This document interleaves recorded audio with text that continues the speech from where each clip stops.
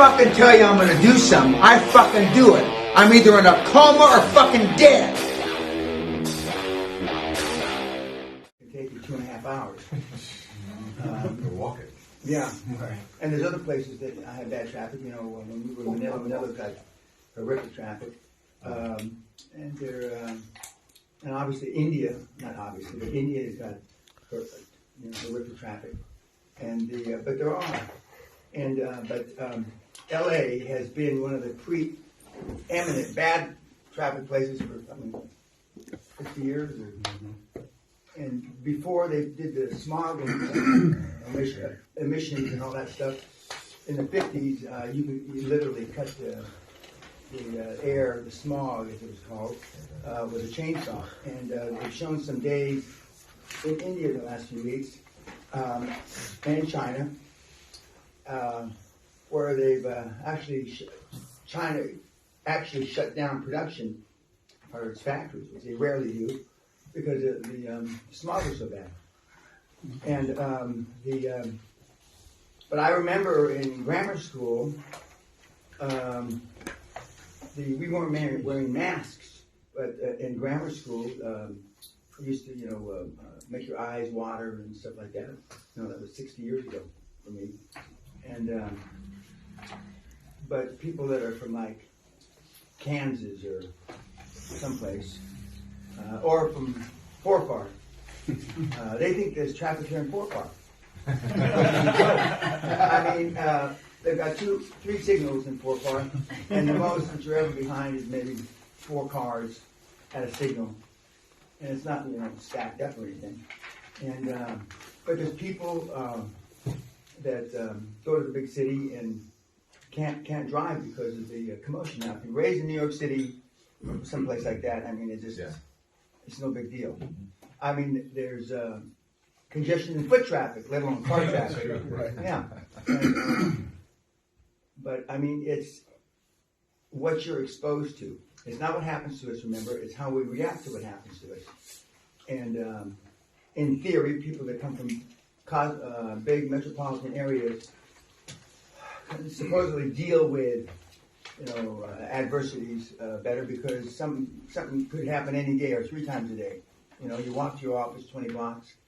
When I used to live there, I used to live on 27th and Lexington in a building they used to call a bed bug. I've said this before.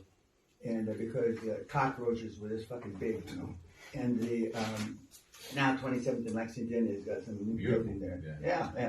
But when I was there, you could go around the corner to the local bar, and local bars were, I'm sure, still prominent for neighborhood bars, and you could buy a steak sandwich, French fries, and a couple of beers for $6.50.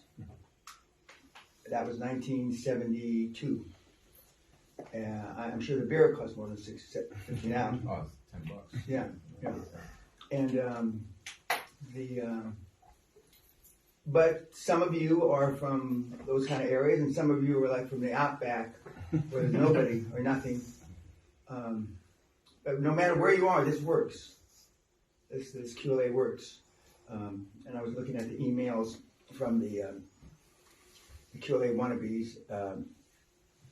And again, I told you like yesterday, I love when they get on each other's case and they start saying how stupid the other one is, and don't you pay attention, and Penny must be right, you're all meatheads. And I love hearing that back and forth, that banter. But until you're exposed to that, most of the people you've dealt with in your life are meatheads. I mean, they just are. When you think about it, now you don't even have to think about it. They are meatheads, starting from our family, and the best intention that most parents have for you, because they're not programmed, like the Williams sisters and Tiger Woods and a few others, and because they have no benchmark for high performance, they turn out you. And occasionally, some of you rise to the top and get a lot of stuff done. And again, money's not everything, but it's the only thing anybody keeps track of.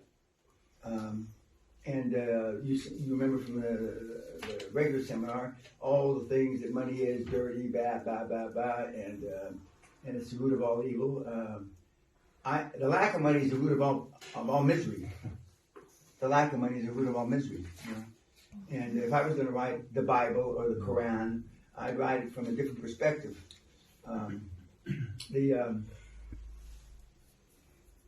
Any questions? How many of you now have not given at least one individual thing up here? How many left? Okay. How many still have a case that they haven't presented that they brought? Okay. We're going to go through those, and then, depending what time it is, we're going to focus in on the big cases that everybody's gotten. And a couple of you, you're working on the same case, and you'll be maybe not surprised how different you can look at it. And the important thing is, as I said last night when we were closing, some of you may not choose to use all this stuff. But when you look at these deals now going forward, you have to, well, I say you have to, you should look at them with a different set of glasses now, different perspective, because you're framing the information differently. And most of the information that you looked at before, you don't need. That information that you ask questions about, at the very worst case is during the due diligence, your accountants and your lawyers are asking some of those questions. You know, about is the property, really can the lease be extended? That's one that gets a lot of kids in trouble. And when the person that owns the lease, that's when they know they have the most leverage to stick you up, because all of a sudden they want a lot more, or to extend it another 3 years or 5 years, they want a whole bunch of money. Now, one of the mentees who came to the, I believe the second hard course sent me an email last night, and the sign on the building now that he's in is his company's name. So they were putting the sign up, they were lifting the sign, whoever puts these big signs on the building, and he sent it to me. And he was a long time coming to that.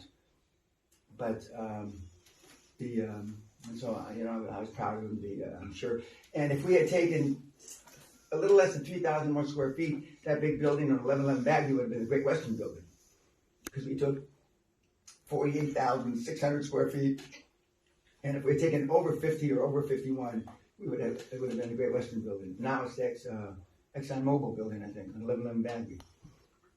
Okay, we want one of those people to raise their hand. You? Okay. Okay, let's go.